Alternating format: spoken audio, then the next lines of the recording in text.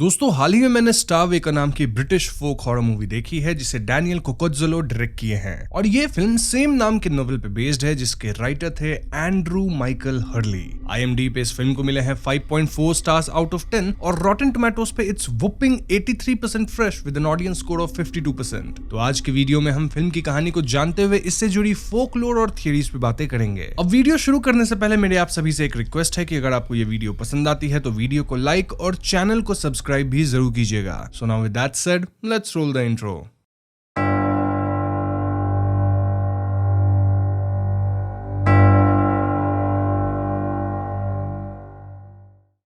तो फिल्म की कहानी 1970s के रूरल इंग्लैंड में सेट है और यहाँ हमें एक फैमिली दिखाई जाती है जिसमें हस्बैंड, वाइफ और एक छोटा बच्चा होता है। हस्बैंड का नाम रिचर्ड है जो कि एक एकेडमिक आर्कियोलॉजिस्ट है। देन वाइफ का नाम जूलियट है जिसे हम एक्सप्लेनेशन के दौरान जूल्स नाम से पुकारेंगे और उनके बेटे का नाम ओवेन है। ये परिवार स्टार वेकर नामक जगह के रिमोट फार्म हाउस में रहते हैं और इनिशियली ये लोग सेंट्रल लीड्स में रहते थे लेकिन हाल ही में वो इधर शिफ्ट हुए हैं। ये फार्म हाउस रिचर्ड के पापा का था और इसे खरीदे थे रिचर्ड के दादाजी। तो एक तरह से अब ये रिचर्ड का अपना ही घर है। खैर तो स्टार्टिंग सीन में हमें पता चलता है कि ओवेन को किसी तरह की विस्लिंग सुनाई देती है। अब जब एक दिन ये फैमिली लोकल फेयर में गई होती है तो वहां ओवेन एक पोनी के आंख में स्टिक घुसा देता है। अब ओवेन का इस तरह से अग्रेसिवली बिहेव करना बहुत प्रॉब्लमेटिक था, इसलिए फैमिली ओवेन को एक साइकियाट्रिस्ट के पास लेके जाती है। यहाँ जूल्स डॉक्टर को बताती है कि ओवेन हमेशा कहता है कि कोई जैक ग्रे नाम का इंसान या क्रीचर उसके दिमाग में विस्लिंग करता है। ये सुनकर रिचर्ड भड़क जाता है क्योंकि इस जैक ग्रे की फोकलोर रिचर्ड को उसके पापा भी सुनाया करते थे और अब ये कहानी ओवेन को इनका नेबर गॉर्डन सुना रहा होगा। बेसिकली गॉर्डन ओवेन का तब ख्याल रखता था जब ये कपल काम से बाहर होते थे और अब रिचर्ड चाहता था कि गॉर्डन ओवेन के करीब ना आए क्योंकि उसकी कहानियों के कारण ही ओवेन उल्टी सीधी बातें सोचते हुए उल्टी सीधी हरकतें भी करने लगा है। जो भी हो, डॉक्टर्स के हिसाब से ओवेन को किसी तरह की मेंटल सिकनेस तो नहीं है। ऑल्दो आप व्यूअर्स को मैं बता दूं कि ओवेन को आजमा या अस्थमा जरूर है। तो आगे हम रिचर्ड और ओवेन को एक बड़े फील्ड में क्वालिटी टाइम स्पेंड करते देखते हैं और ये फील्ड इनका ही था। रिचर्ड के ग्रैंड डैड इसे खरीदे थे। यहाँ रिचर्ड ओवेन को बताता है कि उनकी जमीन पे एक पुराने ओक ट्री की रूट्स है। ये ट्री काफी सिग्निफिकेंट था क्योंकि पुराने टाइम पे गांव के सभी लोग यहाँ इकट्ठा होते थे और यही सारे इंपॉर्टेंट मीटिंग्स होती थी। इनफैक्ट लोगों को यहीं लटकाया भी जाता था, if you know what I mean. But then time के साथ ट्री को कट कर दिया गया और ट्री के रूट्स अब भी इनके लैंड में ही कहीं दफन है। जस्ट दैट किसी को ये नहीं पता कि रूट्स एग्जैक्टली कहाँ है। ये सुन के ओवेन कहता है कि उसे ये सब बात गॉर्डन ऑलरेडी बता चुका है और वो ये भी जानता है कि ट्री की स्पिरिट अदर वर्ल्ड्स की डोरवे है। ये सुनकर रिचर्ड वो सरप्राइज्ड और वो ओवेन से कहता है कि स्पिरिट्स वगैरह वाली बात फालतू है और ओवेन को गॉर्डन की बात पे ध्यान नहीं देना चाहिए। इस पे ओवेन कहता है कि वो अपने डैड के साथ मिलकर कभी तो उस ट्री के रूट्स को जरूर ढूंढेगा और रिचर्ड भी हामी भरता है। खैर अगले दिन रिचर्ड ऑफिस जाता है और जूल्स ओवेन के साथ घर पे थी। तभी जूल्स एकदम से फार्म में देख के काइंड ऑफ जोन आउट हो जाती है और जब वो अपने होश में आती है तो वो ओवेन को जमीन पे पड़ा पाती है। ओवेन को आजमा अटैक आया था और जूल्स फौरन गॉर्डन की मदद लेकर ओवेन को हॉस्पिटल ले जाती है। देन वो रिचर्ड को भी कॉल करती है लेकिन जब तक रिचर्ड अस्पताल आता तब तक हमें पता चलता है कि ओवेन अब इस दुनिया में नहीं रहा। इस भयानक हादसे से परिवार में सभी लोग टूट जाते हैं। यहाँ से कहानी कुछ समय आगे आ चुकी है जहाँ विंटर आ चुका है और जूल्स अब तक डिप्रेशन में है। वहीं रिचर्ड अपने पिता नील की पुरानी बिलोंगिंग्स में स्टार वेकर नाम की एक हैंड रिटन जर्नल पाता है। इसमें इन्वोकेशंस और रिचुअलिस्टिक समनिंग्स के बारे में स्ट्रेंज राइटिंग्स थी और इससे रिचर्ड को अपना बचपन याद आता है। दरअसल रिचर्ड के पिता नील बचपन में उसे ठीक ढंग से ट्रीट नहीं करते थे।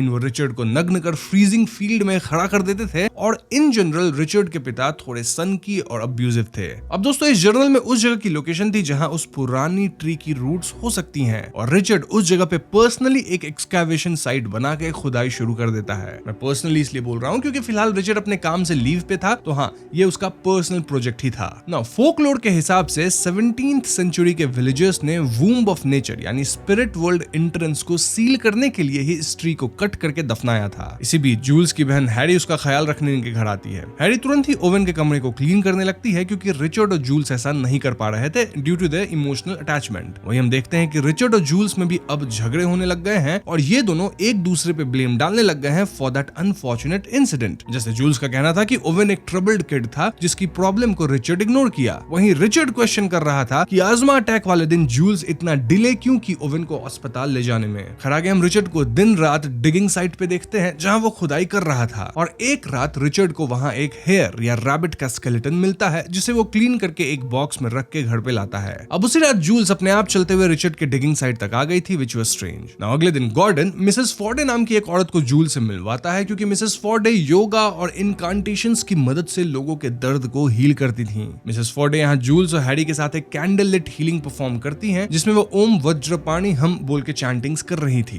पहले तो जूल्स के लिए सब कर पाना कठिन हो रहा था, लेकिन वो किसी तरह अपनी इमोशंस को कंट्रोल करके हीलिंग में पार्टिसिपेट करती है। तभी एकदम से यहाँ रखा कैंडल्स बुझ के वापस अपने आप बहुत तेज फ्लेम में जलता है और मिसेस फोर्डे अनाउंस करती है कि द डैंडेलियन हैज बर्ड, यानी कि ओवेन की स्पिरिट फाइनली मूव ऑन कर गई है। अब इस हीलिंग प्रैक्टिस से जूल्स थोड़ा बेटर फील करती है, लेकिन रिचर्ड को जब इसके बारे में पता चलता है तो वो इस सब पे यकीन नहीं करता। दूसरी तरफ रिचर्ड जो हेयर की हड्डियां लाया था उस पे अब कुछ ग्रो होने लग गया था, मानो ये स्केलेटन धीरे धीरे अपने ऊपर शरीर को ग्रो कर रहा है। जी हाँ दोस्तों, आइडियली ऐसा होता है कि शरीर गल के सिर्फ हड्डियां बचती है, लेकिन यहाँ प्रोसेस रिवर्स में चलने लग गया था। रिचर्ड फौरन इसे लेकर अपने वर्क प्लेस जाता है जहां वो इसे अपने कलीग स्टीवन को दिखाता है। स्टीवन का कहना था कि बोन्स पे बस फंगस लगे हैं और ये सुनकर रिचर्ड वापस घर आने लगता है। वहीं रास्ते में यूनिवर्सिटी के डीन रिचर्ड से कहते हैं कि रिचर्ड को फुल सैबैटिकल लीव लेनी चाहिए to deal with his loss. खैर आगे के दिनों में हेयर स्केलेटन पे मसल्स भी आ जाते हैं और एक पॉइंट पे तो इसका हार्ट फॉर्म होके बीट भी करने लगता है, मतलब दिल धड़कने लग गया था बन के। जी हाँ दोस्तों, धीरे धीरे ये हेयर स्केलेटन से जिंदा होने लगा था और इस बात से रिचर्ड बहुत आश्चर्य में था।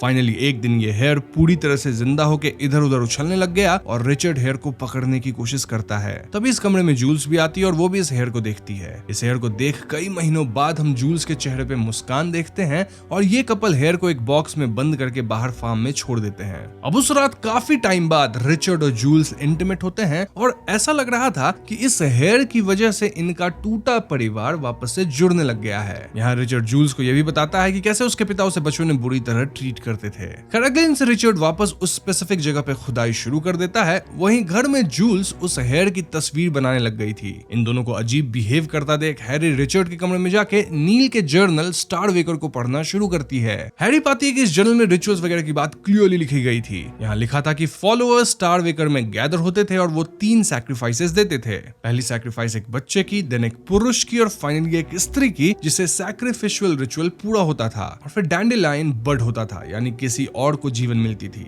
किसे, वो आपको थोड़ी देर में आगे पता चल ही जाएगा। यहाँ एक पोएम भी था which was like the price we pay is 1 2 3 to let joy pour from the whistling tree. इस जर्नल में उस पुराने लॉस्ट ट्री की फोटोज भी बनी थी जहां इस ट्री की जड़ें बहुत नीचे तक दिखाई दे रही थी और किसी तरह के एंटिटी या किसी तरह के डोर से कनेक्टेड थी। जूल्स यहाँ कैरी को रिचर्ड का सामान वगैरह छेड़ने से मना करती है। वहीं अगर रिचर्ड की बात की जाए तो वो गहरी खुदाई करके उस जगह को ढूंढ निकाला था जहां पुराने टाइम में वो पेड़ हुआ करता था। इस पेड़ की ट्रंक और रूट्स अब भी सही सलामत थी और तभी यहाँ रिचर्ड का कलीग स्टीवन आता है। स्टीवन इस ट्री को इतनी अच्छी तरह से प्रिजर्व्ड देख के आश्चर्य में था और वो भी रिचर्ड के साथ यहाँ छानबीन करने लगता है। क्यों? क्योंकि एक बहुत बड़ा आर्कियोलॉजिकल डिस्कवरी हो सकता था। तभी इन्हें कैरी के चीखने की आवाज आती है और रिचर्ड चेक करने जाता है। वो पाता है कि हेयर वापस आ गया था और ये हेयर कैरी के पेट पे हमला करने की कोशिश किया। ऐसे में कैरी बीच में आ गई और इस हेयर के कारण कैरी के हाथ पे गहरे कट्स आए थे। Now the surprising part was कि जूल्स इस हेयर को एक बच्चे की तरह अपने गोद में रखी हुई थी और इसे भगाने के बजाय जूल्स उसे खिला रही थी। इतना ही नहीं, जूल्स इस हेयर को बच्चों वाली क्रेडल होती है ना, उसमें सुलाने लग गई थी। इट वाज क्लियर कि जूल्स इस हेयर को लेके बहुत प्रोटेक्टिव हो गई थी और इसे अपने बच्चे की तरह ट्रीट कर रही थी। और दोस्तों इससे कैरी समझ जाती है कि जूल्स का मानसिक संतुलन बिगड़ चुका है, इसलिए वो फौरन अपनी मरहम पट्टी करके यहाँ से निकल लेती है अपनी कार में। वहीं रिचर्ड वापस से स्टीवन के साथ पेड़ के पास आता है और डिगिंग में हाथ बटाता है। रिचर्ड को थोड़ी अजीब फीलिंग्स आ रही थी और जूल्स पूरी तरह से अपना होश खो दी थी क्योंकि उसे ऐसे विजन्स आ रहे थे जहां स्टीवन चिल्ला रहा था कि वो हेयर को लेने आया है। नाउ ऑफ कोर्स ये विजन रियल नहीं थे और ये सब काम इस हेयर का था जो कि जूल्स को मैनिपुलेट कर रहा था। जूल्स को लगने लगा था कि स्टीवन उसके हेयर को यानी कि उसके बच्चे को ले जाएगा और जूल्स इसे इतना भड़कती है कि वो एक चाकू लेकर बाहर जाती है और स्टीवन पे हमला करके उसे समाप्त ही कर देती है। जी हाँ दोस्तों, ये सब देख के रिचर्ड बहुत ज्यादा रिएक्ट नहीं करता, विच मीन्स कि रिचर्ड भी इस हेयर के स्पेल में आ रहा था। दूसरी तरफ कैरी टाउन के बाहर एक फोन बूथ पे जाती है जो कि वर्क नहीं कर रहा था। तभी यहाँ गॉर्डन आता है और वो कैरी को कुछ बातें बताने लगता है। वो बताता है कि रिचर्ड के पिता नील किसी डैंडेलाइन डैंडेलाइन जैक को समन करना चाहते थे। इसके लिए 3 सैक्रिफाइसेस चाहिए थी, एक बच्चा, एक आदमी और एक औरत। पहला सैक्रिफाइस बच्चा होना था और नील अपने बेटे रिचर्ड को ही सैक्रिफाइस करना चाहते थे, इसीलिए वो रिचर्ड को ठंड में बाहर खड़ा करते थे। लेकिन डैंडेलाइन जैक के सैक्रिफाइसेस ऐसे वर्क नहीं करते। जैक को ऐसा बच्चा चाहिए था जिसके पिता उसे प्यार करते हो, और रिचर्ड के पिता तो उसे प्यार नहीं करते थे, इसलिए रिचर्ड सैक्रिफाइस नहीं हुआ, यानी रिचर्ड बच गया। बट देन अभी ओवेन को जैक चुना एज ए सैक्रिफाइस, क्योंकि रिचर्ड अपने बेटे ओवेन से प्यार करता था। तो हाँ, पहला सैक्रिफाइस हो गया। तो अब जैक को एक आदमी और एक औरत की बलि चाहिए, जहां हम व्यूअर्स जानते हैं कि आदमी की बलि भी तो चढ़ गई है इन फॉर्म ऑफ स्टीवन। बचा है तो बस एक और सैक्रिफाइस, जो कि एक औरत की होनी चाहिए। ये सब सुन के कैरी फौरन वापस फार्म की तरफ जाती है ताकि वो अपनी बहन को इस सब से बचा सके। नाउ घर पे जूल्स और रिचर्ड एक कमरे में थे, और यहाँ जूल्स रिवील करती है कि वो जानबूझकर अपने बच्चे ओवेन को नहीं बचाई थी आजमा अटैक के दौरान, क्योंकि उसे लगा कि ये लोग बिना ओवेन के ही खुश रहेंगे। जी हाँ दोस्तों, दिस क्लियरली टेल्स अस कि जूल्स डैंडेलाइन जैक द्वारा इतनी इन्फ्लुएंस थी कि वो जानबूझकर ओवेन को अस्पताल लेट ले गई, जिससे ओवेन समाप्त हुआ। इससे पता चलता है कि डैंडेलाइन जैक की स्पिरिट शुरू से ही स्ट्रिंग्स पुल कर रही थी। मतलब सब कुछ ऐसे प्लान किया गया ताकि ओवेन को अपना पहला सैक्रिफाइस बनाया जा सके। अब आइडियली ये सब सुन के रिचर्ड को रिएक्ट करना था, लेकिन अगेन रिचर्ड ज्यादा रिएक्ट नहीं किया, और ये दोनों उस हेयर को गोद में लिए हुए थे, बिल्कुल इस तरह से मानो वो अपने बच्चे को गोद में लिए हो। तभी कैरी यहाँ आती है और वो ये सब पागलपन देखती है। कैरी इस हेयर को करीब से देखने जाती है और अगले ही क्षण रिचर्ड कैरी पे हमला करके उसे खत्म कर देता है, यानी कि तीसरा सैक्रिफाइस भी पूरा हुआ। इससे जूल्स बहुत खुश होती है और बाहर हम गॉर्डन को देखते हैं, जो कि स्टीवन के शरीर को दफना रहा था। मिसेस फोर्डे भी यहाँ इस सैक्रिफाइसेस के लिए चैंटिंग्स कर रही थी, डिपिक्टिंग कि गॉर्डन और मिसेस फोर्डे को इसके बारे में सब कुछ पहले से ही पता था। वहीं घर के अंदर जूल्स इस हेयर को ब्रेस्ट फीड करती है, जैसे औरतें अपने बच्चों को यूजुअली दूध पिलाती हैं, और यहीं पे स्टार वेकर फिल्म खत्म हो जाती है। तो दोस्तों, ये थी स्टार वेकर फिल्म की पूरी कहानी, और ये कहानी काफी सिंपल है। ऑल्दो कहानी में दिखाए गए डैंडेलाइन जैक के बारे में हमें ज्यादा बताया नहीं गया, और मैं अब इस पे ही प्रकाश डालूंगा। फिल्म का अंत काफी डिस्टर्बिंग है, जहां डैंडेलाइन जैक की लेजेंड पूरी होती है। ये एंटिटी जिसे Richard the womb of nature और the pagans entrance to the spirit world के रूप में डिस्क्राइब करता है, उसकी रिलीज के लिए एक स्पेसिफिक रिचुअल की जरूरत थी। इस लेजेंड के अकॉर्डिंग स्पिरिट वर्ल्ड से बाहर आने के लिए 3 ह्यूमन सैक्रिफाइसेस चाहिए होते हैं, एक चाइल्ड, एक वुमन और एक मैन। ओवेन पहला सैक्रिफाइस बना, उसके बाद स्टीवन और फाइनली हैरी। इस तरह से 3 सैक्रिफाइसेस पूरे होते हैं जैक ग्रे को स्पिरिट वर्ल्ड से बाहर निकालने के लिए। अब फिल्म में जो हेयर या फिर वो रैबिट था, वो जैक ग्रे या फिर डैंडेलाइन जैक का फिजिकल मैनिफेस्टेशन है। नोवेल के राइटर एंड्रू माइकल हर्ली ने हेयर्स के फोकलोर में गहरी दिलचस्पी दिखाई है, जहां विचेस अक्सर हेयर्स में शेप शिफ्ट होकर फार्मर्स से बचती थी, जैसे वुड प्लम्पटन की विच मेग शेल्टन की कहानी। फिल्म में Jack Gray twitching ears of a distinctly unearthly hare में मैनिफेस्ट होता है, जो एक स्केलेटन से मिराक्युलसली रिवर्स डिके होकर एक लिविंग क्रीचर बन जाता है। नाउ जैक ग्रे, जिसे डैंडेलाइन जैक भी कहा जाता है, वो एक मेलवोलेंट नेचर स्पिरिट है जो स्टार वेकर के लैंडस्केप में रहता है। ये एंड्रयू माइकल हर्ली का अपना इन्वेंशन है, लेकिन इसका नाम जैक ग्रीन मैन और रॉबिन गुडफेलो जैसे पुराने फोकलोरिक फिगर से इंस्पायर्ड है, और यूजुअली वो वुड्स और फील्ड्स के प्लेफुल एंड सिनिस्टर स्पिरिट्स होते हैं। फिल्म की शुरुआत में एक पोएम द डैंडेलाइन के बारे में बताती है, जो इस मिथिक फिगर को जैक डैंडेलाइन या डेविल के रूप में इन्वोक करती है, जिसे नेचर्स वूम्ब से वापस आने के लिए बुलाया जाता है। जैक ग्रे एक ऐसी शक्ति है जो रिचर्ड के परिवार के सदस्यों को इन्फ्लुएंस कर सकती है और उससे कम्युनिकेट भी कर सकती है, जैसे कि ओवेन को विस्लिंग के जरिए गलत काम करने के लिए उकसाना। इसका अल्टीमेट गोल स्पिरिट वर्ल्ड से बाहर आना था, और इसके लिए जैक क्या कुछ किया ये आपको पता ही है। फिल्म के अंत में जूल्स का हेयर को ब्रेस्ट फीड करना एक पावरफुल और डिस्टर्बिंग सिंबल है। ये उनकी ट्विस्टेड फॉर्म ऑफ रीबर्थ और एक्सेप्टेंस को दर्शाता है। इस एक्ट से ये इंप्लाई होता है कि वो जैक ग्रे को अपने नए बच्चे के रूप में एक्सेप्ट कर चुके हैं, और ये उनके लॉस्ट सन ओवेन की जगह लेगा, भले ही इसके लिए और इनोसेंट लाइव्स सैक्रिफाइस करनी पड़े। ये उनके ग्रीफ और मैडनेस का चरम सीमा को भी दर्शाता है, जहां उन्होंने एक मेलवोलेंट एंटिटी को अपनी फैमिली का हिस्सा बना लिया है, एक नई डरावनी फैमिली यूनिट बनाकर। इसके अलावा रेडिट पे एक दूसरी थियरी भी घूम रही है, जो कि कहती है कि फिल्म में कुछ सुपरनैचुरल था ही नहीं। जी हाँ दोस्तों, द क्वेश्चन हियर इज कि क्या सुपरनैचुरल इवेंट सच में हो रहे थे, या फिर ये रिचर्ड और जूल्स के ग्रीफ, गिल्ट और ऑपरेसिव लैंडस्केप के कारण हुआ। मतलब तभी तो इनका एक शेयर्ड साइकोलॉजिकल ब्रेकडाउन हुआ है। देखो, रिचर्ड के विजन जैसे कि हेयर का रीजनरेशन और जूल्स के एक्शन जैसे कि ओवेन की मौत में डिले कर देना या स्टीवन को खत्म करना, इसको साइकोलॉजिकल फ्रैगमेंटेशन के रूप में देखा जा सकता है। ये फैमिली ओवेन के खत्म होने से पहले भी ब्रोकन थी, क्योंकि रिचर्ड खुद अपनी लाइफ में अब्यूज हुआ था अपने पिता द्वारा। अब हालांकि रिचर्ड खुद एक अच्छा बाप था, लेकिन वो साइकोलॉजिकल ट्रॉमा लिंगर कर ही रहा होगा। मूवी के एक सीन में यह भी क्लियर होता है कि जूल्स की अपनी अपनी पेरेंट्स से अच्छी रिलेशनशिप नहीं रही थी, तो इसी कारण से इट्स पॉसिबल कि ये फैमिली ब्रोकन थी और फिर जब ये लोग इस फार्म लैंड पे आए तो वो ट्रॉमा ट्रिगर हुआ। देन ओवन के खत्म होने से जो एक धागा इन्हें जोड़ के रखा था वो भी टूट गया। इस तरह से साइकोलॉजिकल थ्योरी भी एक्सप्लेन हो जाती है कि कुछ वहां सुपरनैचुरल हो नहीं रहा था, बल्कि ये लोग ही मेंटली इतने डिस्टर्ब हो गए कि गलत कदम उठा रहे थे।